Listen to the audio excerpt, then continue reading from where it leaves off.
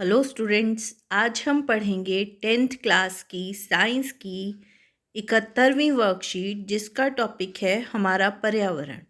और बच्चों, इस वर्कशीट में हम खाद्य जाल और ओजोन परत अपक्षय के बारे में पढ़ेंगे।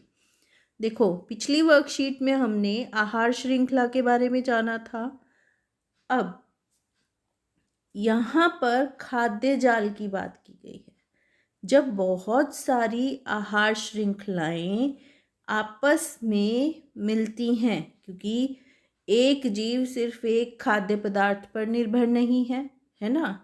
तो बहुत सारी आहार श्रृंखलाएं एक दूसरे से मिली हुई होती हैं और शाखान्वित होती हैं और एक जाल बन जाता है जिसे कहा जाता है खाद्य जाल।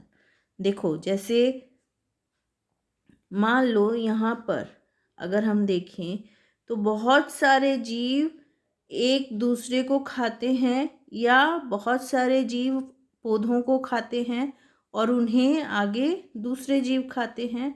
तो एक आहार जाल बन गया। मान लो एक श्रृंखला है, फिर उसी से दूसरी श्रृंखला जुड़ी हुई है ना। तो ये बन गया हमारा खाद्य जाल। और ये खाद्य जाल हमारी प्रकृति में बहुत महत्वपूर्ण भाग निभाता है। अब हमारे जो क्रियाकलाप है, यानी कि जो हम हर रोज़ के कार्य कर रहे हैं या हमारी जो एक्टिविटीज़ हैं, वो हमारे पर्यावरण को बहुत अधिक प्रभावित करते हैं। सबसे पहला तो प्रदूषण देखो, है ना। कितना अधिक प्रदूषण मानव ने फैला दिया है पृथ्वी पर। इसी तरह से रहने की जगह चाहिए, खेती करने के लिए जगह चाहिए, तो क्या किया, वनों को काट दिया और इस तरह के रसायन बनाए जिसने पृथ्वी की शील्ड, पृथ्वी की रक्षा करने वाली परत का ही ह्रास करना शुरू कर दिया। और क्योंकि जनसंख्या इतनी अधिक बढ़ गई तो कचरा बहुत अधिक निकलने लग गया। अब उस कचरे को कैसे निपटाया जाए, ये भी एक समस्या हो गई, है ना। तो ये है हमारी पर्यावरण संबंधी समस्याएं।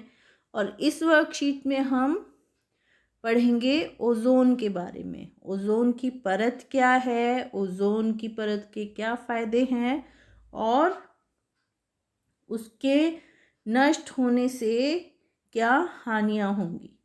देखो, ओजोन परत पृथ्वी के चारों ओर एक रक्षा परत है और ये क्या करती है, बाहर से आने वाली हानिकारक अल्ट्रावायलेट यानी कि पराबैंगनी विकिरणों को अवशोषित कर लेती है और पृथ्वी तक यानी कि हम तक नहीं पहुंचने देती। बहुत कम उसका भाग पहुंच पाता है और हमें कम से कम नुकसान होता है।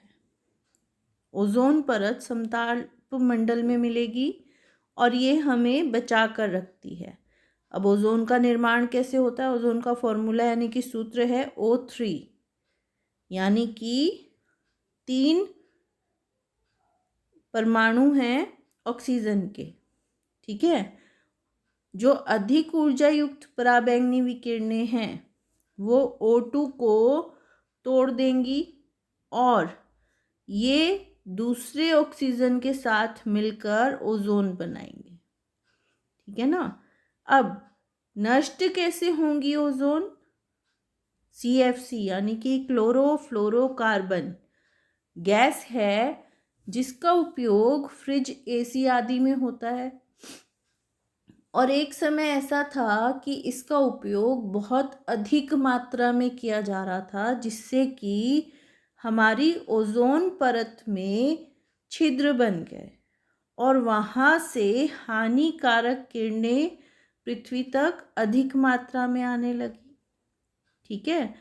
तो संयुक्त राष्ट्र पर्यावरण कार्यक्रम यानी कि UNEP में सभी देशों ने सहमति बनाई कि CFC के स्तर को सीमित रखा जाए और इसे कहा गया क्योटो प्रोटोकॉल। बच्चों, यहाँ पर 2 चीज़ें याद रखने वाली हैं। UNEP की फुल फॉर्म संयुक्त राष्ट्र पर्यावरण कार्यक्रम और क्योटो प्रोटोकॉल, ठीक है। और इसके अंतर्गत पूरे विश्व में ये अनिवार्य कर दिया गया कि फ्रिज और एसी की जो कंपनियां हैं वो सीएफसी का उपयोग ना करें, जिससे कि हमारी ओजोन परत की रक्षा हो सके। देखो, अगर ये शील्ड हटी या इसमें बड़े बड़े छिद्र जो हो गए हैं फुटबॉल के मैदान जितने, अगर और अधिक हो गए तो अधिक से अधिक हानिकारक किरणें पृथ्वी तक आएंगी और जीवों को और पौधों को नुकसान पहुंचाएंगी और जीवन कठिन हो जाएगा, ठीक है। तो ये ज़रूरी है कि ओजोन परत की रक्षा की जाए और कम से कम रसायनों का उपयोग किया जाए। अब कुछ प्रश्न देखते हैं। पहला प्रश्न है, ओजोन क्या है और ये हमारे लिए कैसे उपयोगी है।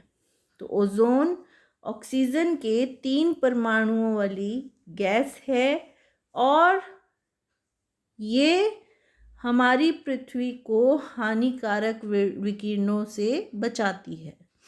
सीएफसी का पूरा नाम क्लोरोफ्लोरोकार्बन और यूएनईपी यानी कि संयुक्त राष्ट्र पर्यावरण कार्यक्रम। ओजोन परत द्वारा कौन से विकिरण अवशोषित किए जाते हैं? अल्ट्रावायलेट यानी कि पराबैंगनी किरणें अवशोषित की जाती हैं। वायुमंडल में ओजोन निर्माण कैसे होता है?